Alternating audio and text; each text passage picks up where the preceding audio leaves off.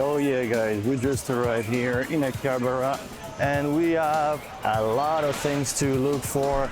Yeah, because over the next 6 weeks, I'll be exploring every corner of this district. For this trip, I've set 10 exciting goals for myself. The first half is all about the gets. 900 cards to build a second draft cube, all the Series 3 core booster sets, on top of the Structure Decks Volume 2. I'll try also to collect the first 8 valuable books, since they are cool collectibles from the DM era. Finally, I'll be looking for a card very special to me. A card I opened as a kid, but which was damaged recently, so now I need myself a new copy. The second half is about what I'll do here, meeting the retro community, playing in a couple tournaments, dueling with my first cube, hearing what local players have to say about their own retro scene, and even trying a match speaking only Japanese. And I'm heading to the card shop where we're supposed to meet the guys from here. We'll be dueling and probably show me some car shop around. We'll see. Can't wait. Let's go.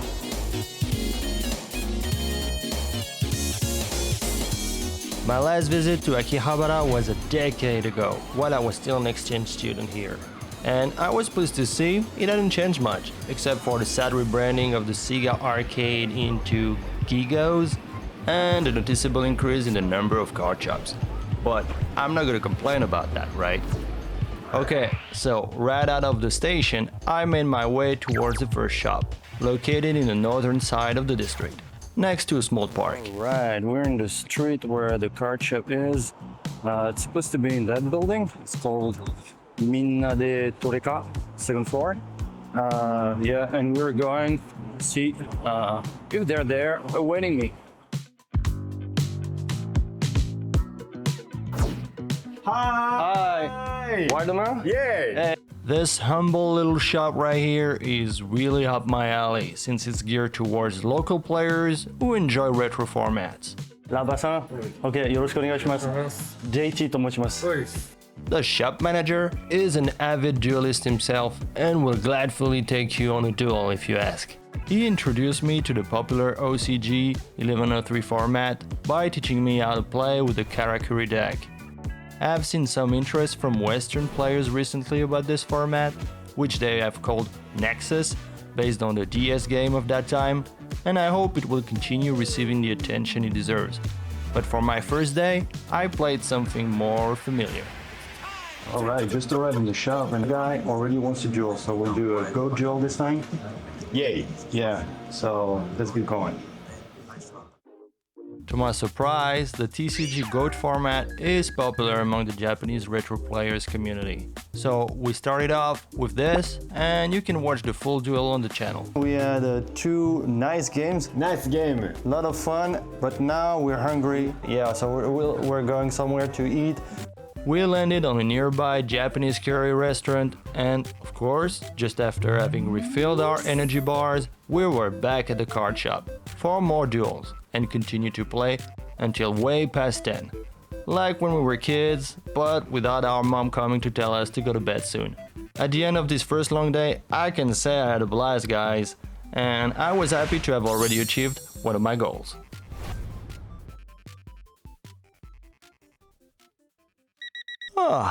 After a good night of sleep, I was ready to start my card hunt.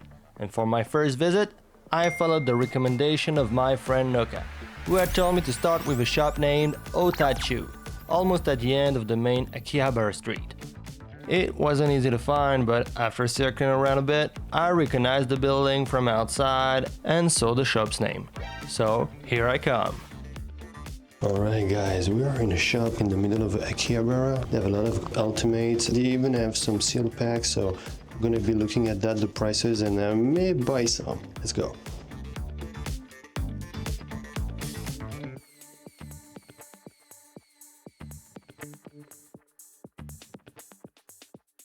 So yeah, a lot of things I'm looking for are already here. So that sounds good. This structure deck as well I'm looking for. This shop is half Pokemon, half Yu-Gi-Oh! Is very reasonably priced, and despite its small size, is stacked with old school gems. For example, this selection of Ultimate Rares from Series 4 to 6.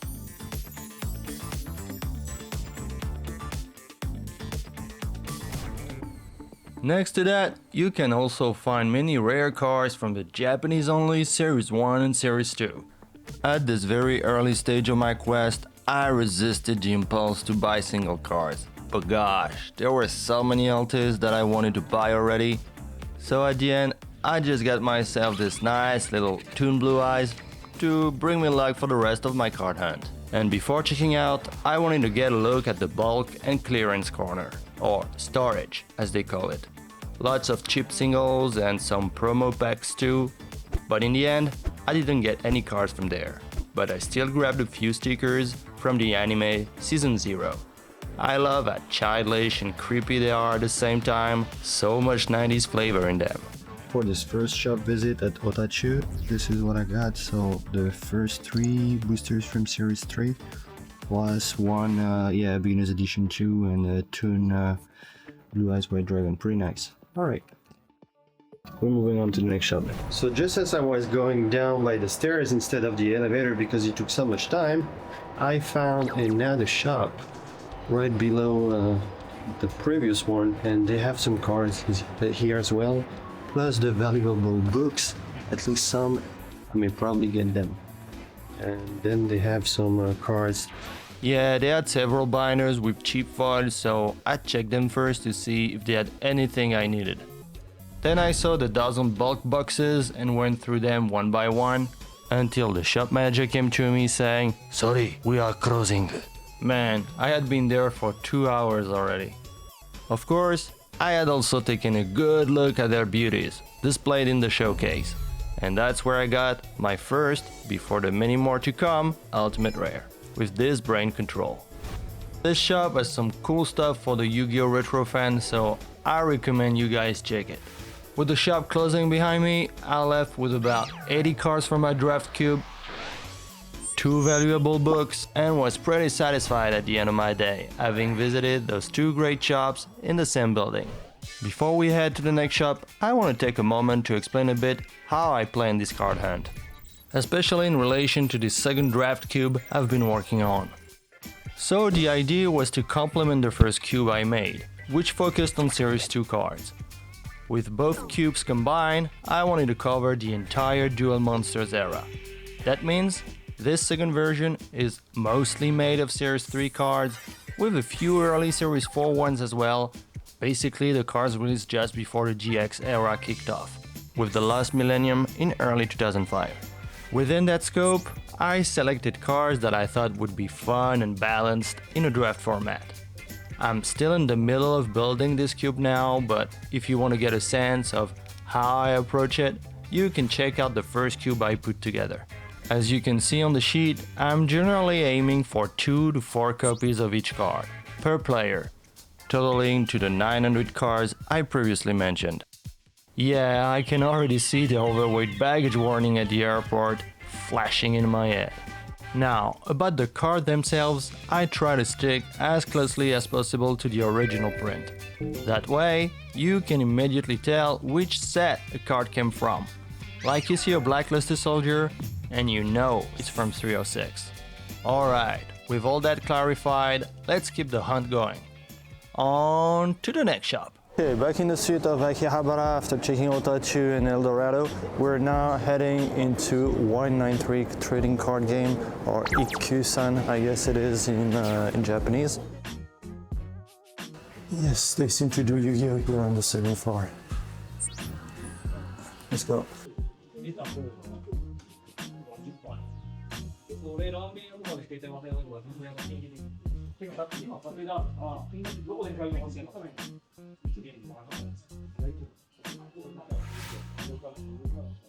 At this moment, I had my first sight at an Ultimate Dark Paladin, but the price tag was a bit above my budget, so we'll keep an eye open for that one.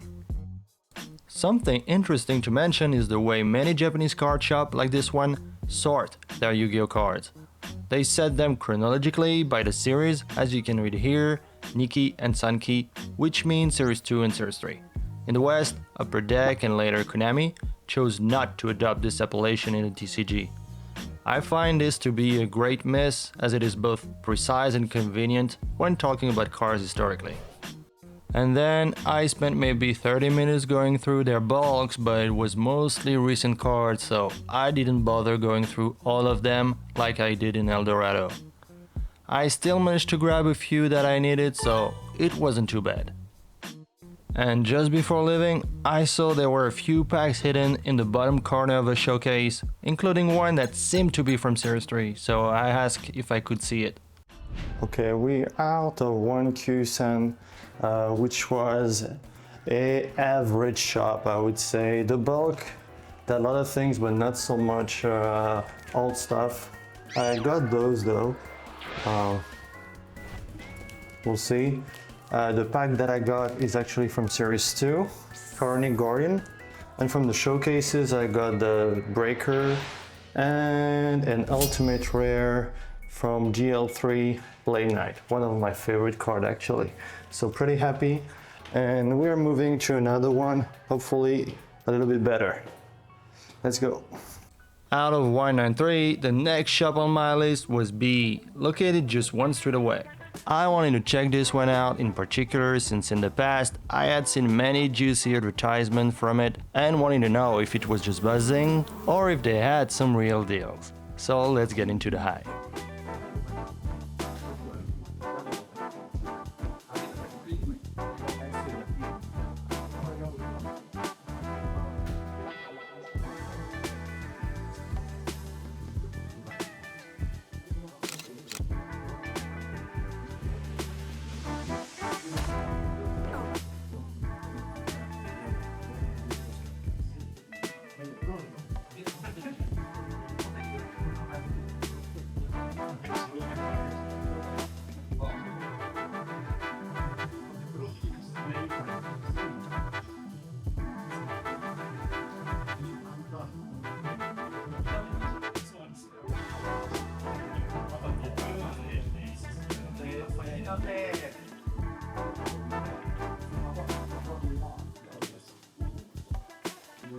Yeah, a lot of beautiful cars, but to be honest, no incredible deals. So I just went for what I know, the bulk section at the back where people are playing, and I stayed there for 2 hours, going down box after box, ticking cars out of my list, and yeah, I had a good time.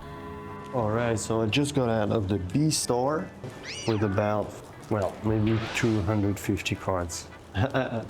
Yeah. So we'll see.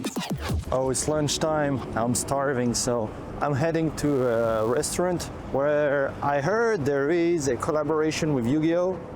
It's called Coco. Obviously, this will be some new cards, but I have friends who like them, so let's see. Okay, so it seems to be true.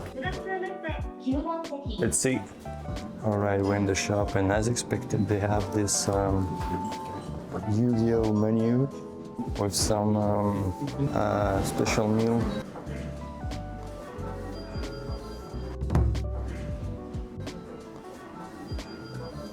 It's funny. And some yeah, promo cards that you can get. Out of nowhere, this little guy rolled up to my table, blasting cheerful music.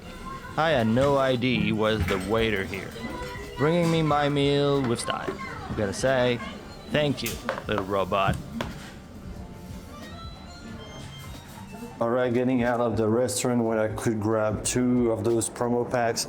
Not gonna lie, the food is so-so, but well, I have some friends who will like them, so it's okay. Now let's get back to the shops.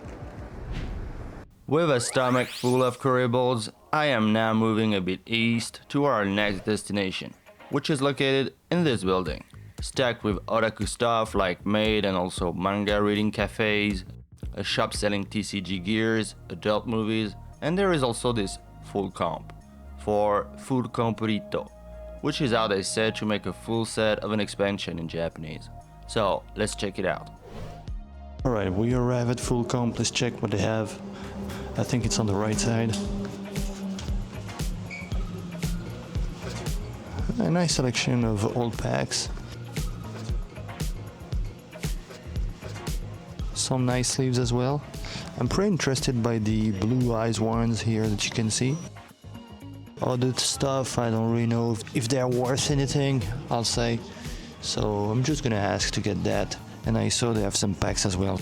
So I'm gonna be checking that too. And some cards here and there.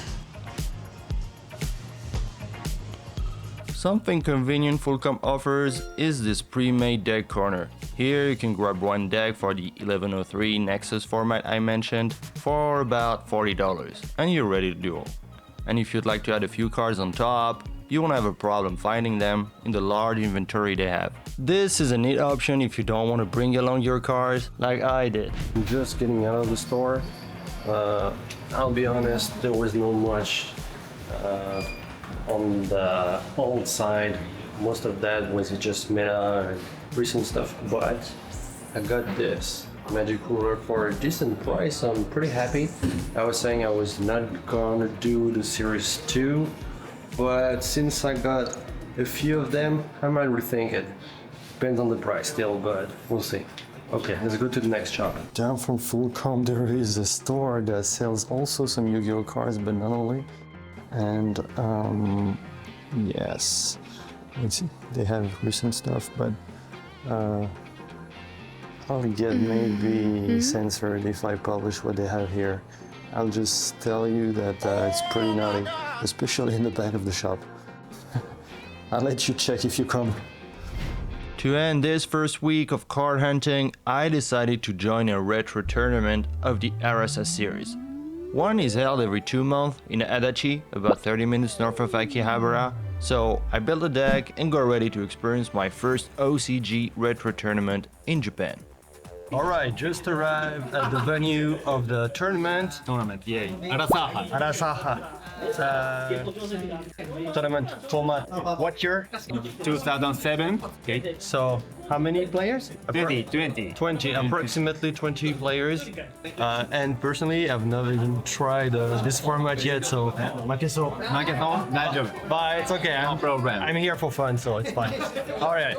Unable to read properly instructions, like a typical Yu-Gi-Oh player, I had built a deck for the following format. But luckily my friend had 2 decks with him, so he lent me this zombie deck, whose game plan is to abuse the spell Card of Safe Return. It's supposed to be both consistent and fun. Here are 3 decks that I faced, including the tournament winner, who was playing this Gadgets deck. I was skeptical about a format with confiscation crush card virus being legal, but it wasn't that bad. I can't thank enough the guys for being so kind with me, letting me replay, which didn't make a difference anyway. And as a gift for participating, some cool guys gave me those Ultimate Rares Mobius and Grand Mari, which I'll add to the cube. Thank you guys. At the end of the day, I was pretty satisfied after experiencing a retro tournament in Japan, and I was already on track to achieve another goal. In his closing remarks, my friend Wideman informed the participants that he'd be sending them a short survey with a few questions from me.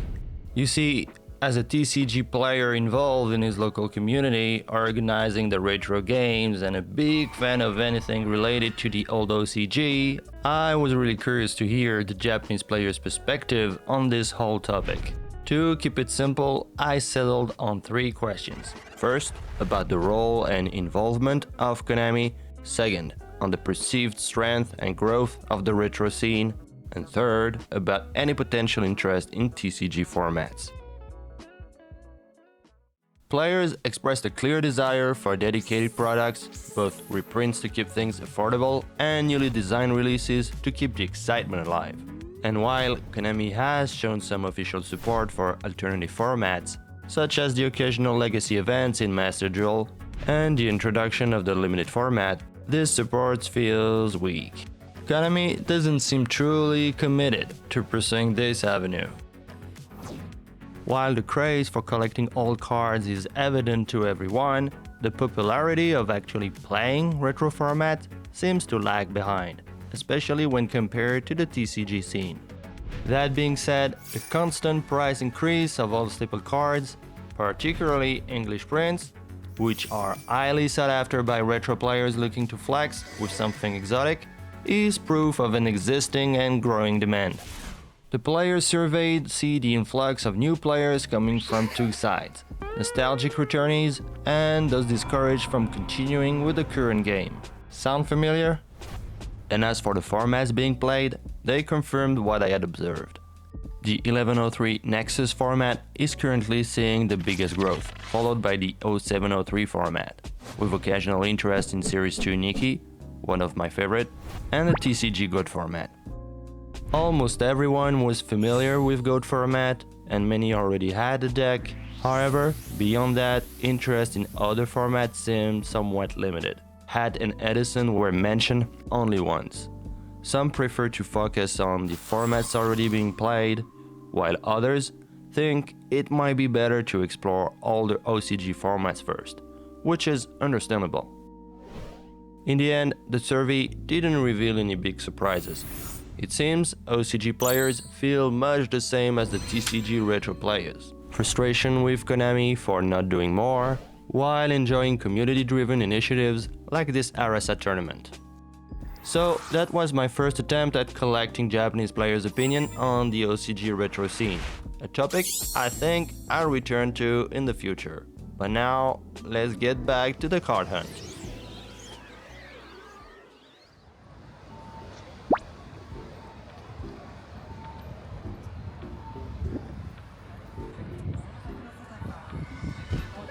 Alright guys, you see the shop over there called, well it's in Japanese but it's called Fuku. This is probably the #1 shop I want to check. They have, I heard, a lot of beautiful things, so we're gonna be checking this out now. Hope it lives up to the legend.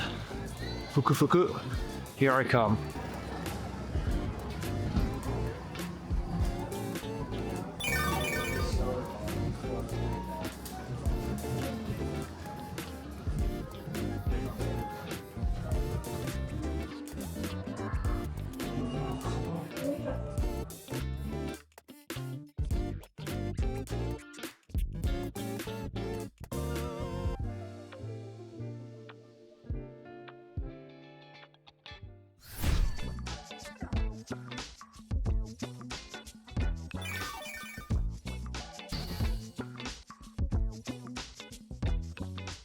Beautiful ultimate rares everywhere. Plus some, Series 1 and 2 cards.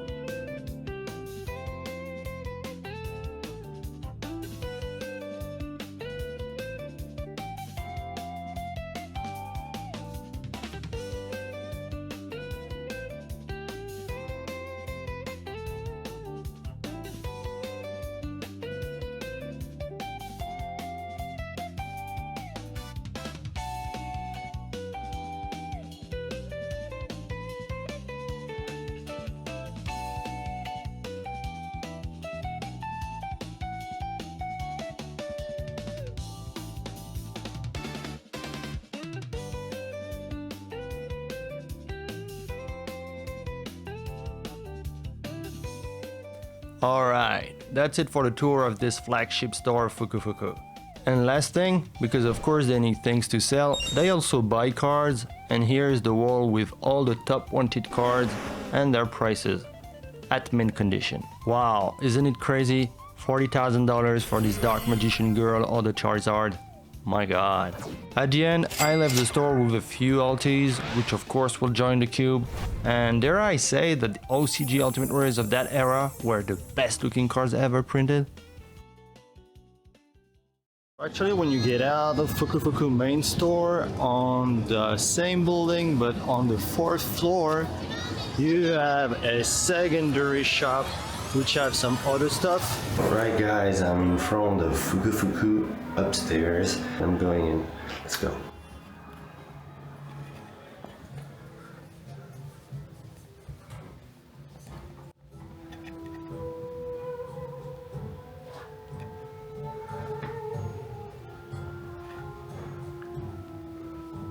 First, the whole atmosphere is about old Egypt.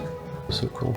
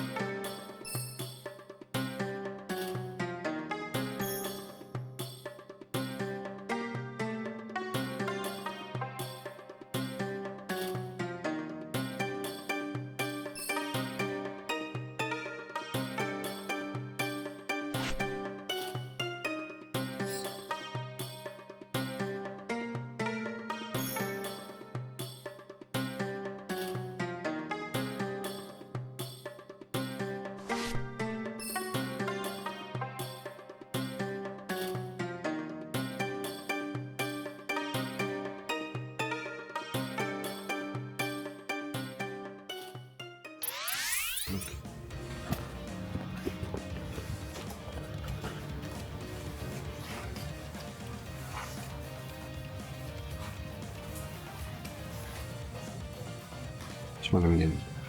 That's what I'm getting. Just old cards, all shiny. In comparison to the normal storage that I was going through before, that's really different. I like it. Alright, I'm getting out of Fukufuku right now after having bought a lot of things. My list went down a lot. Many shiny stuff I could get. Spend too much. Really, I was not expecting to spend that much, but the shop is so great. The condition of cards are fantastic. So yeah, I'll show you that in another video what I bought, but many good stuff. Okay, let's go, let's eat something now. After almost 3 weeks of visiting shops and having already gone through a half dozen of bulk sections, and as much as I preferred getting cards from actual shops, I realized that getting the remaining 400-ish cards would be extremely difficult within the 3 weeks left to me. That's why I decided to buy them from a web shop. To buy OCG cards online, many of you already know about Mercari, to which we'll come back later by the way. But I'm sure very few of you know of Cannibal, which is probably the web shop with the broadest assortment of Yu-Gi-Oh cards. The issue is that you need to have a firm Japanese address to be allowed to order. So it's pretty blocked for Western buyers like us, at least for now. But my good friend Wildman offered to help me with that thankfully. We spent 2 hours together going down my list, card by card, for a total of 342 cards. The package arrived in the last week of my trip, and you can see the video opening here. This order took away a lot of stress I had of leaving Japan with an uncompleted list. So with all those cards now secured, I could focus on the approximately 100 remaining ones. Those were either cards that I wanted to get in Ultimate Rare, since I wasn't gonna pass on the dopamine rush you experience when you get to buy one that struck your eyes in a shop's showcase. Or they were cards that were simply sold out on Cannibal, like a few game promos. To get a chance at those remaining cards, my friend suggested we move a bit out of Akihabara and visit a lesser-known shop that he assured has great stuff. But this will be for part 2. Thank you for watching, guys, and see you in the next one.